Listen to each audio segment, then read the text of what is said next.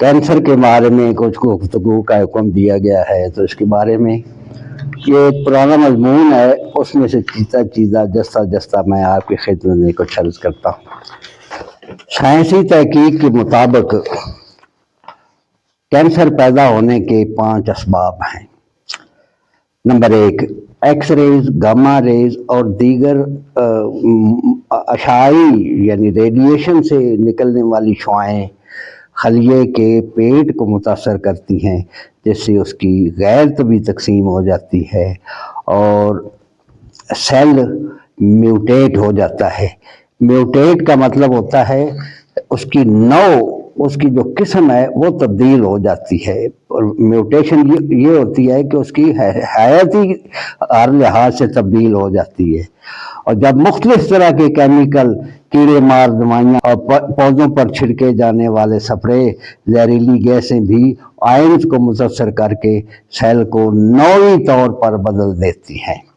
Number 2، معدے اور آنتوں میں خراش پیدا کرنے والی غذائیں، ایسی غذائیں تیزابی مواد کے حامل ہوتی ہیں۔ ان کے استعمال سے خلیے کی تقسیم یعنی مائٹوسس کا عمل تیز ہو جاتا ہے، اور جتنا یہ عمل تیز ہوگا اتنی ہی میوٹیشن کے چانسز بھی زیادہ ہوں گے۔ نمبر 4، کچھ خاندانوں میں موروثی طور پر کینسر کے پیدا ہونے کے رجحانات پائے جاتے ہیں۔ یہ ایک جینیاتی خرابی، جینیٹک ڈیزیز ہے۔ نمبر 5، تجربہ گاہوں میں جانوروں پر کیے گئے تحقیقی اعمال کے نتیجے میں کچھ ایسے وائرسز پیدا ہو جاتے ہیں جو خلیات پر اثر انداز ہو کر کینسر کا باعث بنتے ہیں۔ یہ بات بڑی قابل لحاظ ہے کہ ایک خراب ابنارمل خلیات اپنی پروٹین بھی خراب ہی بنائے گا۔ یہ پروٹین فوراً بدن کے مدافعانہ نظام سٹیمولیٹنگ سسٹم کو مستعد کر دیتی ہے، جو کینسر سیل کو برباد کرنے کے لیے اینٹی باڈیز بنانا شروع کر دیتے ہیں۔ ہمارا دواخانہ یہ نظام ایک خاکروب یعنی سکیونجر کی طرح مضر چیزوں کو پیدا ہوتے ہی فنا کے گھاٹ اتار دیتا ہے۔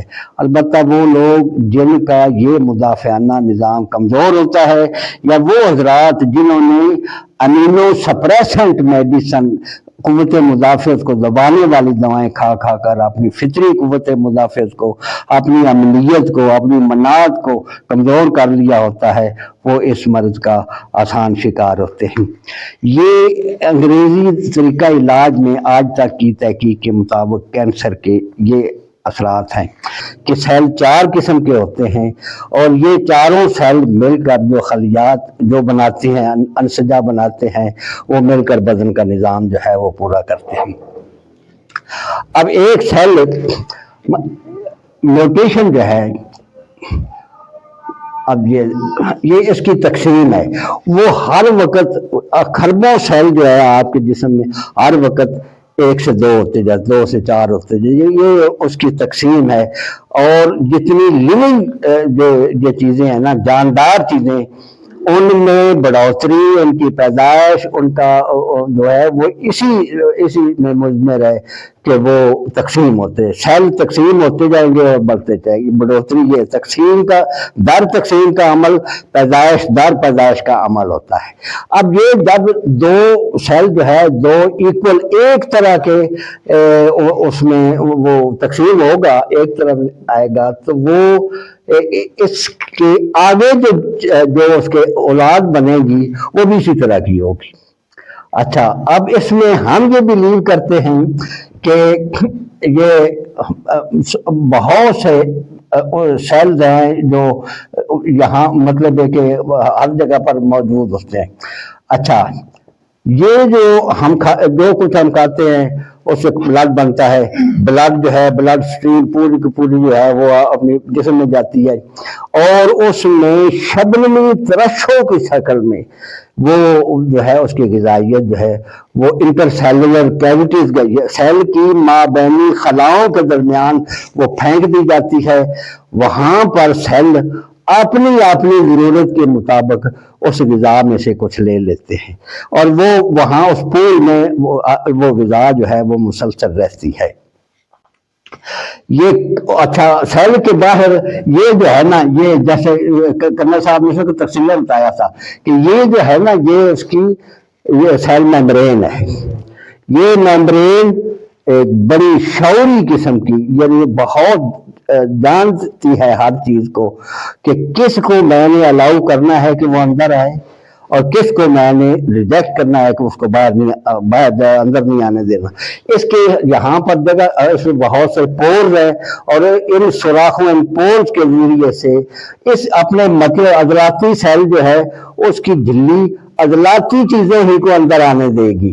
اعصابی جو ہے وہ اعصابی چیزیں ہی کو اندر آنے کی اجازت دے گی، دوسری کو نہیں آئے گی. لیکن اگر کبھی دو وجوہات سے، یا یہ سیل کے پورز جو ہیں یہ ویک ہو گئے، یا یہ جو میمبرین ہے یہ ویک ہوگی، یا اس کے باہر انٹر سیلولر کیویٹیز کے درمیان جو پریشر اتنا زیادہ مخالف چیز کا پنا کہ وہ اس کے اندر داخل ہونے میں کامیاب ہو گیا. اب کسی عضلاتی چیز کے اندر کوئی دوسری چیز، کسی اعصابی چیز کے اندر کوئی فارن میٹر یعنی کوئی اجنبی مادہ اگر وہاں پر آ کر اکٹھا ہو جائے گا تو یہ سیل میں پیٹ ہو جائے گا. میوٹیشن کا مطلب ہے کہ اس کی نو تبدیل ہو جائے گی، اس کی نسل ہی کچھ کیا ہو جائے گی. اگر یہ سیل اعصابی ہے تو اس کے اندر کوئی چیز اگر فارن کی یا مخالف توجہ کی چیز اگر چلی گئی تو یہ میوٹیٹ ہو جائے گا، یعنی اس کی نو بدل جائے گی. جب نو بدل جائے گی تو اس کی تقسیم میں جیسے ماں ہوگی ایسی بیٹا ہوگا، وہ اس کی اولاد جیسے پیدا ہوتی چلی جائے گی، وہ ساری کی ساری جو ہے وہ ایسی ہی ہوگی جیسی.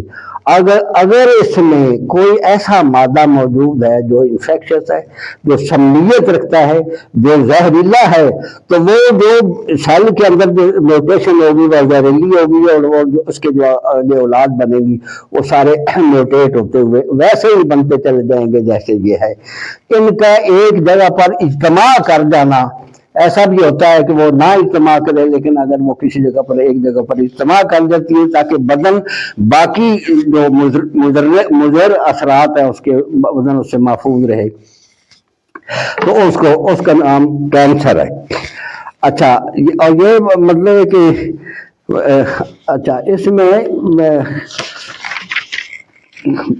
اب اس میں جب مادہ حیات کو، جب خلیات کو مادہ حیات سے غیر طبی، تو ایک بات ذہن میں رکھیں کہ انسانی باڈی میں یہ جو ایسڈ بنتے ہیں نا، ان کی فارمیشن بنتی ہے، ایک سے دوسرا ملا، دوسرے سے تیسرا ملا، تیسرے سے پانچواں ملا، یہ بنتے ہیں ایسڈ جو بنتے ہیں ان کی مقدار 23 ہے، یعنی 23 قسم کے ایسڈ ہیں جو انسانی جسم میں ہر وقت بنتے ہیں.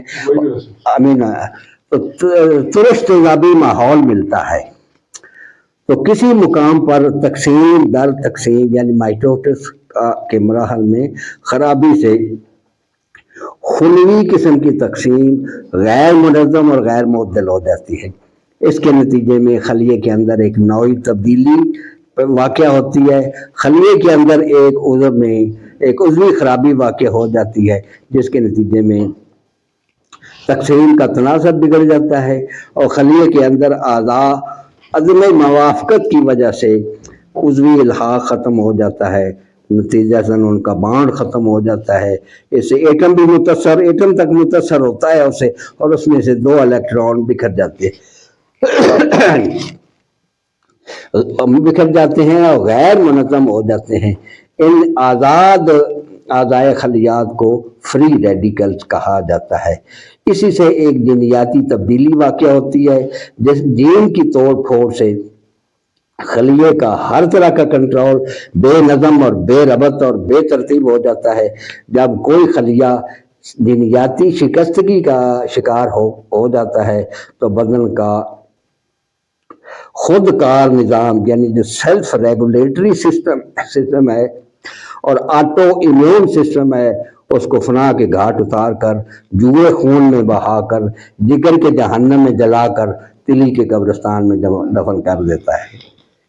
بالکل اسی طرح ہے یہ سارا نظام جو ہے نا، जिगर में बिल्कुल एक जहन्नम की आग जंग रही है। हर चीज दिन में कितने कैंसर, कितनी रसौलियां, कितने फोड़े गढ़ सारे ये वहां जाकर जल के खत्म हो जाते हैं।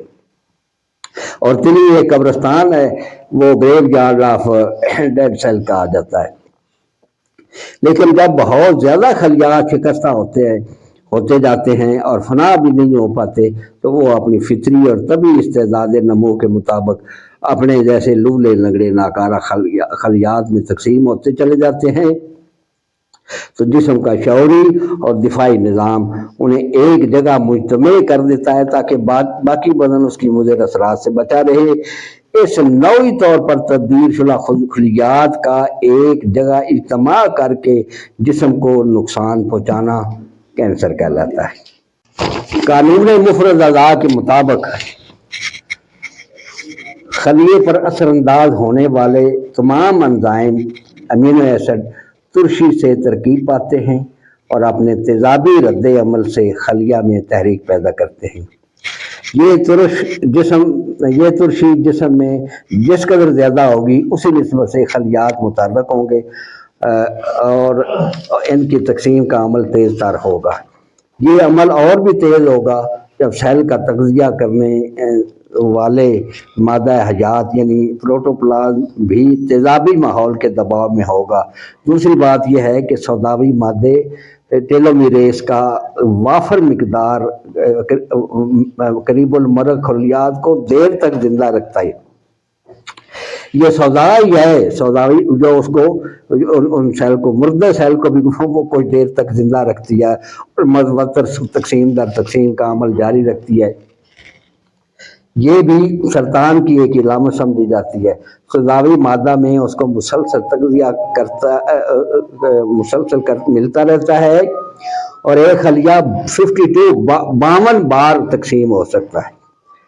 इसके बाद इसको मौत आ जाती है, लेकिन बाद खलियात अपनी तबी उम्र पूरी कर चुकने के बाद भी तकसीम का अमल जारी रखते हैं और हर कंट्रोल से बाहर हो जाते हैं। ये सब सौदावी मादे की कसरत तहरीक से होता है। यही वजह है कि सरतान के मर्ज में खलियात की तकसीम और पैदाइश काबू में नहीं आती। इसलिए सरतान की तारीफ ये की गई है, the uncontrol growth of abnormal sales, यानी ये तारीफ बड़ी जामे यानी तबियात की बेकाबू बढ़ोतरी, बड़ी जामे तारीफ ये की गई है। और बिल्कुल ये ऐसे ही होता है कि वो सरतान ज़्यादा खलियात खसूसियत में से की खसूसियत ये भी एक खसूसियत है कि सेहतमंद खलियात के मुकाबले में बेनज़म व बेकायदा होते चले जाते हैं और एक दूसरे के साथ जुड़े हुए या चिपके हुए नहीं होते, बल्कि आज़ादाना आवारा फिरते हैं और अनसजा पर हमले करने में बेरुकावट होते हैं। दौरान खून के जरिए मुंतकिल होकर दूसरे अज़ा को मुतासर करने में आज़ाद होते हैं। और दूसरी खसूसी ये है कि सरतानी खलियात लामहदूद अंदाज में बढ़ते चले जाते हैं। उनकी हाजत तग़ज़िया भी बहुत ज़्यादा होती है और ये सेहतमंद अनसजा की ग़िज़ा का वाफर हिस्सा खा जाते हैं, जिससे मुतासरा नसीज ग़िज़ाई किल्लत का शिकार हो जाती है, जो बदनी ज़ौफ़ का बायस होती है। ये जो कैंसर पेशेंट बहुत ज़्यादा ज़ईफ़ होते हैं वो इसीलिए होते हैं कि उनको ग़िज़ा जो है उनकी ग़िज़ा तो वो खा जाते हैं, तो ये जो है ये नहीं ले सकते। अच्छा, एक ये भी बात है कि कैंसर की पैदाइश जो है सौदाए मुहतरिका जले हुए मादे से होती है। सौदा का एतराक ये है कि उसके अंदर गैर तभी तब्दीली पैदा होकर उसको जहरीला बना देती है और इसी तरह हर खिल्द जल कर सौदा ही बनती है।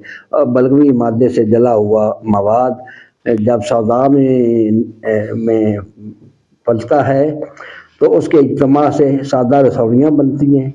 ये इब्तदा में रिख्व यानी ढीली होती हैं और बाद में सुल्ब यानी सख्त हो जाती हैं। अगर इनके अंदर कोई समियत पैदा हो जाए तो इनके ये सरतानी रसौलियाँ बन जाने का एहतमाल होता है। और कीमियावी तौर पर तब्दील शुदा मवाद करीब बसम यानी जहरीला होता है और ये बदन को कोई नफ़ा नहीं पहुँचाता बल्कि शदीद रसां होता है। अगर सफ़राए मुहतरिका की मिकदार ज़्यादा हो और जले तो सौदा में तब्दील होकर दूसरे मौजूद सौदा से मिले تو اس سے غدی کینسر پیدا ہوتا ہے جس کو کارسینوما کہا جاتا ہے۔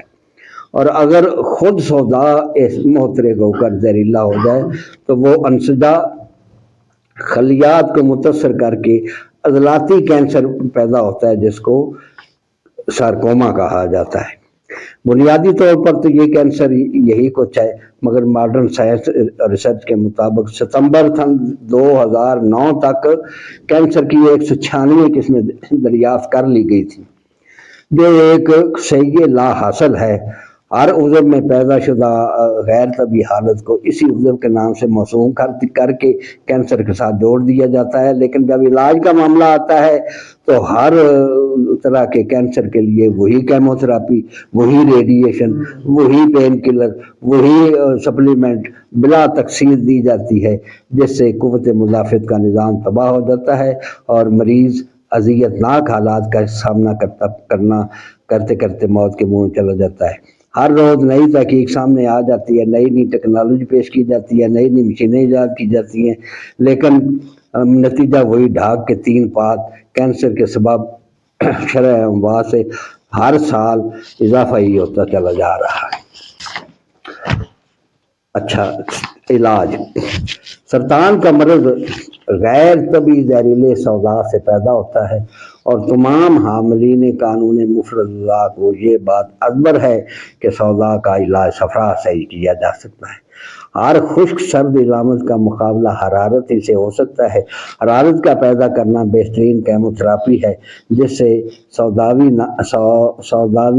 ناکارہ خلیات مردہ ہو کر لمفاوی نظام کی راہ تلی میں دفن ہو جاتے ہیں۔ حرارت پیدا کرنے کے لیے شدید نمبر 4 یعنی کلونجی، رائی، اجوائن، تخم میتھی اور حالیوں، یہ ہم وزن پیس لیں اور 2 ماشے صبح دوپہر شام دینا شروع کریں۔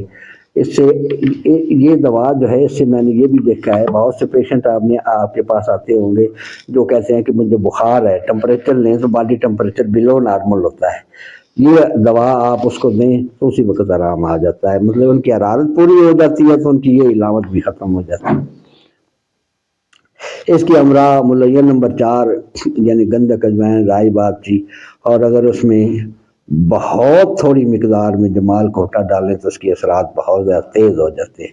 اس دوا کو اگر باپریز 4 ہفتے دیا جائے تو یقینی فوائد کی حامل ہے۔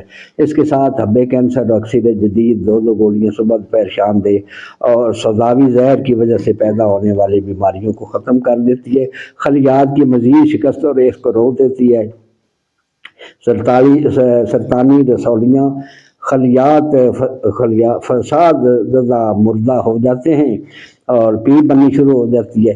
پیپ کا بننا سرطان کا علاج ہے۔ اکسیر جدید میں رس کپور اور دار چکنا ہڑتال ورقیہ بھی پڑھتے ہیں، اگر ان کو مدبر کر کے استعمال کیا جائے تو تیز اثر ہو جاتے ہیں۔ کارسینوما کو ختم کرنے کے لیے ہلدی کا استعمال بہت مفید رہتا ہے۔ ہلدی میں کرکومین نامی ایک عنصر پایا جاتا ہے جو یہ جوہر موثرہ ہے جس سے سرطان کا علاج کیا جاتا ہے۔ کارسینوما کے لیے ایک نسخہ بزرگوں کا معمول مطلب رہا ہے، میں چاہتا ہوں کہ آپ لوگ بھی اس کو کسی وقت آزمائیں، اور وہ یہ ہے کہ 1 چمچہ سفید پیاز کا پانی لے لیں، اس کو 1 کپ سادہ پانی ملا لیں، اس کے ساتھ آدھا چمچہ ہلدی پھانک لیں، اور اگر صبح شام اس کا استعمال اپنا معمول بنا لیں تو بہت جلد سرطانی گلٹی تحلیل ہونا شروع ہو جاتی ہے۔ اس مرض میں مصفیات خون جڑی بوٹیوں کا استعمال بھی بڑے مفید نتائج دیتا ہے۔ یہ معتدل حرارت اور خون کی صفائی کے بگڑے ہوئے خون کو اصلی حالت پر لے آتی ہے، اور سوداوی امراض کی وجہ سے خون گاڑھا ہو جاتا ہے یا گرمی کی کثرت سے احتراق ہو جاتا ہے۔ ایسی حالت کو اعتدال پر لانے کے لیے ان مصفحین بوٹیوں کا استعمال بے حد نفع کرتا ہے۔ یہ ہمارا طب کا یہ اینٹی سیپٹک، اینٹی بائیوٹک یہی کچھ ہی ہے۔ یہ خون کا جسمی و کیفیاتی اعتدال بحال ہو جاتا ہے اور خون ناگوار آلائش سے پاک ہو جاتا ہے۔ اور یہی خون کی صفائی ہے۔ اس کے لیے چرائتا، کریتا، تماسا، شاطرہ، نیم، چوک چینی، سرس، بکن اور سائے دیوی، اشبا وغیرہ بوٹیوں کا استعمال ضرور کرتے رہنا چاہیے۔ یہ خون کی اسکیوینجز کے لیے بہت اچھا ہے۔ شدید حالتوں میں پارے کے مرکبات بہت مفید ہوتے ہیں۔ دال چکنا، رس کپور، ہڑتال، ورقیہ وغیرہ مدلبر کر کے یا کشتہ کر کے یا ان کا جوہر اڑا کر استعمال کرنے سے مرض کی آخری منزل پر پہنچا ہوا مریض بھی واپس آ جاتا ہے۔ پارے کے یہ مرکبات مصفی خون بھی ہیں، مولد حرارت بھی ہیں، دافع عفونت بھی ہیں، ہر طرح کے بیکٹیریاز اور وائرسز کا استحصال کرتے ہیں، کسی سائنسی ٹیسٹ میں نہ آنے والی علامت کو بھی ختم کر دیتے ہیں۔ ان ذیل ارواح کو مدبر کرنے کی کئی ترکیبیں ہیں جو تجربہ میں ہیں، تاہم اگر گندک کا قائم و نار سیال ہو جائے تو اس میں دار چکنا اور رس کپور کا بہت اچھی طرح مدبر ہو جاتا ہے۔ عورتوں کی چھاتیوں کے سرطان اور گلٹیوں کے لیے یہ نسخہ بہت ہی کامیاب ہے۔ اس کے ساتھ کچھ شیریں اور کلونجی، سناب مکھی اور آثاروں ہم وزن ایک ایک ماشا صبح دوپہر شام دے تو اس کے ایک ماہ کے اندر یقینی طور پر یہ گلٹیاں بھی تحلیل ہونی شروع ہو جاتی ہیں۔ ان چیزوں کے استعمال سے ایسی امراض جنم لیتی ہیں جو نہ کبھی دیکھی ہے، نہ سنی ہے، نہ پڑھی ہے، نہ پڑھائی ہے، اور انسان احتیاط بھی کرے تو کس سے نہ سانس لینا بند کر سکتا ہے، نہ منہ بند کر سکتا ہے۔ تاہم حتی المقدور سوداوی اشیاء سے بچا جائے اور اپنی قوت مدافعت کو زیادہ کیا جائے۔ کیمیاوی مادوں سے لبریز ہوا، دھواں چھوڑتی گاڑیوں کے جلے ہوئے تیل کے بخارات، پودوں پر پڑنے والے سپرے کرنے والے کیڑے مار دواؤں کے سپرے، انسان زمین پر پڑنے والے تیزاب کے بخارات سے بچیں۔ بڑا گوشت اور براہ راست کوئلوں پر پکے ہوئے کباب سے پرہیز کریں۔ مصنوعی غذاؤں کا استعمال نہ کریں۔ سگریٹ کے دھوئیں سے بچیں اور پان چھالیہ تمباکو سے دور رہیں۔ پلاسٹک کے استعمال سے اور پیٹرولیم آئٹم سے بچنے کی کوشش کریں۔ غذا متوازن کھائیں اور بلا ضرورت ہرگز نہ کھائیں۔ ضرورت سے زیادہ کھائی گئی غذا کا فالتو حصہ سودا ہی بنتا ہے۔ وہ بالکل یہ صحیح بات ہے، وہ کہتے ہیں کہ everything which is surplus to the requirement of your body turns into uric acid, turns into cholesterol۔ یعنی آپ کے جسم کی جتنی ضرورت ہے بس اتنا ہی کھائیں۔ اسلامی تعلیمات بھی یہی ہیں کہ اتنا ہی کہیں تو سودا یہ بنتا۔ اپنے نظام ہضم پر ہر چیز ضروری بوجھ غیر ضروری بوجھ نہ ڈالیں۔ زیادہ مقدار میں ترشیاں، اچار، چٹنیاں، تلی ہوئی چیزیں، بازاری، ان چیزوں سے پرہیز کریں۔ بسیار خوری سب سے زیادہ مزیل حرارت ہے۔ دو چیزوں سے جسم کی حرارت کم ہوتی ہے، آپ جانتے ہوں گے۔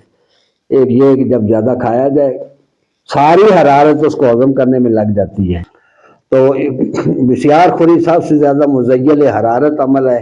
جسمی اعضاء کی ضرورت کا پورے ہوتے رہنا زندگی کا تسلسل ہے۔ اعتدال اور احتیاط سے اس زندگی کی حفاظت کیجیے۔